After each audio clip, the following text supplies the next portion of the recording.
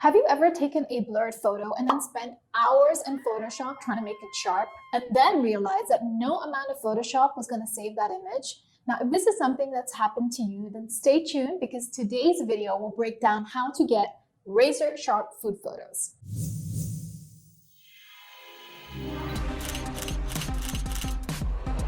Hey everyone, welcome back to my channel, the best place for food bloggers, photographers, and content creators to improve their food photography, but also make money from it. So in case we haven't met, my name is Sukaina, and today's video is all about what you can do to ensure that your images are tack sharp. Now, this is the one thing that can't be saved in post-production. So you want to make sure that you get this right straight out of camera. Now, I won't be covering any basics such as using a tripod or using a fast shutter speed in order to get these sharp photos. What I will cover though is some lesser known techniques that you may not have heard of or aren't currently using. So let's dive in. Okay, so the first tip I have for you if you want to achieve those razor sharp focus when it comes to your food photography is to use spot focus. Spot focus is when you take your camera off autofocus mode and you choose just one spot or a square or a dot and manually select that spot. So that when the camera autofocuses, it uses the square or dot as the autofocus point. So this way, it's not tracking anything, it's not using a large area to focus on, but rather you're giving your camera very specific and clear instructions on exactly where to focus in the scene.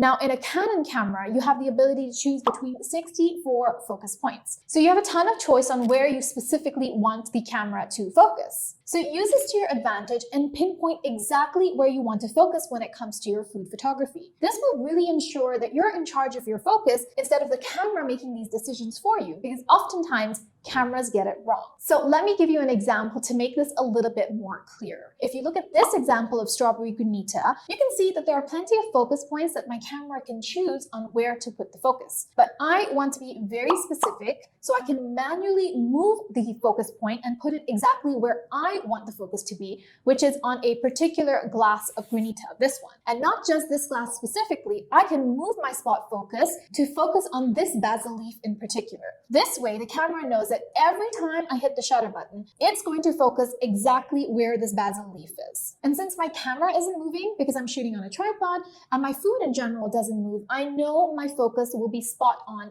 every single time. So that brings me really nicely onto tip number 2, which is whether to use manual focus or autofocus in order to get the sharpest photos. Now, since my focus is on food photography and usually, like I just said, my food isn't moving, my camera isn't moving because it's on a tripod, my preference and workflow involves first choosing what spot I want to focus on, like I just explained in tip number 1. Then I put my camera or lens on autofocus, okay? And I press the shutter button halfway down and allow the camera to autofocus on that specific spot. But I'm not taking my picture yet. Once I've done that, I will then lock the focus by changing the focus back to manual so that no other changes are then made by the lens. And now I'm ready to take my photo. However, you can also use manual focus in order to get tack sharp photos. And some food photographers actually prefer manual focus over autofocus. And if you're one of those photographers, then one tip I have for you is to use the zoom function on your LCD screen. Now, when you're trying to use manual focus by looking through the viewfinder or even on your LCD screen, it can be really difficult to check whether you've really achieved sharp focus or not, especially if your food is quite far away from the camera. So what I like to do is use the zoom or magnifying glass feature on my camera. This allows me to really zoom in on my point of focus and enlarge it before actually manually focusing on that spot. Now, most DSLR cameras have a magnifying glass button on the back of the camera, and it's got a little plus sign, and when you press this, it brings up a focus button on your LCD screen. You can then actually move this little box around wherever you want on your LCD screen where you'd like to actually focus. So once you've figured that spot out, you've decided where you want to focus, and you've moved that little box there, if you press the magnifying plus sign again, it actually allows you to zoom in up to 10 times where you've set your focus point. So this really ensures that you have super sharp focus because you're getting super close up and you can actually dial in. So this really ensures that you have sharp focus. So if you're using this type of manual focus,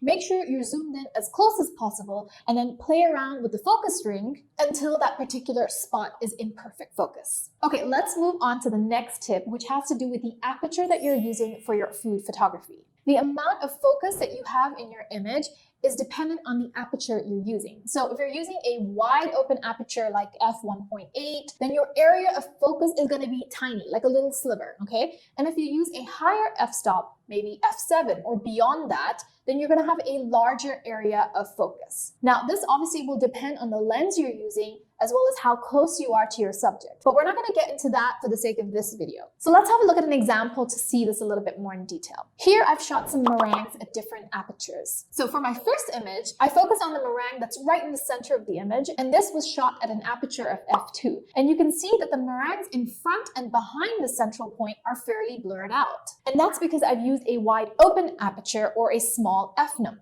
I then shot a second image at f6. And when you compare these two images side by side, you can see that the meringues at the front and the back are definitely more in focus than they were in the previous image where the aperture was f2.0.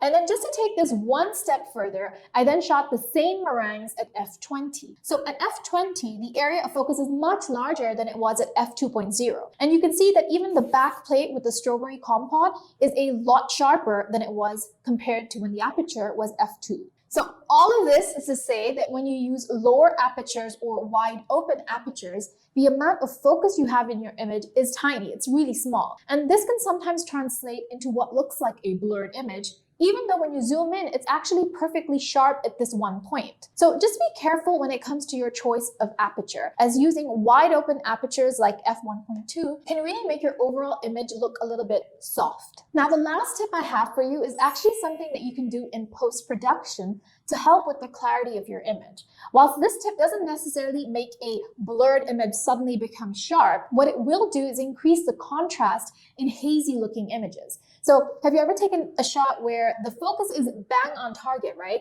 But the image kind of just looks a little bit dirty or blurred or, well, hazy, that's the best word. The likely cause of this is light pollution, where light is kind of bouncing off the walls, the ceilings, and onto your setup. So if this is something that you've experienced before, this is actually something you can quickly fix in post-production by using the dehaze slider in Lightroom. So if you quickly take a look at this example where I was shooting tofu, my subject's white, my background's white, and the room that I was shooting in had white walls and ceilings as well. So basically, I had a heck of a lot of light bouncing off my whole set. So even after applying a quick edit to this image, and even though it's perfectly in focus when I zoom in, I can see the overall image just appears a little bit blurred or soft. So I can counteract this by using the dehaze slider and just increasing that until I get an increase in overall sharpness and clarity in the image. So if you take a look at the before and after, you can see there's a huge difference when it comes to the overall clarity and perceived sharpness of the image. So let me know in the comments below what's been your favorite tip from today's video on how to get super sharp images. Now, if you've enjoyed the tips in today's video, then you are going to love my 18 lessons guide, which gives you actionable tips to level up your food photography, from how to use your equipment more effectively, lighting tips, all the way through to composition, editing, and monetizing. So make sure you download that free guide. There's a link for that in the description box below. Now, I can't wait to be back next week with a video on how to use Instagram Reels as a food photographer, a very popular topic that all of you are asking me about. So if you are cringing at the thought of dancing on Instagram, or are worried about having a cohesive feed when using Reels, or are kind of just stuck on how to post Reels as a food photographer, you will love next week's video. And you're also going to love this video that I made all about how to nail dark and moody food photography, and this video over here that goes over some essential lighting techniques for food photographers. So make sure you hit the notification bell and subscribe to my channel so you know exactly when that next video will drop. And until then, have a fabulous week, take amazing photos, and keep booking those dream clients. I'll see you next week.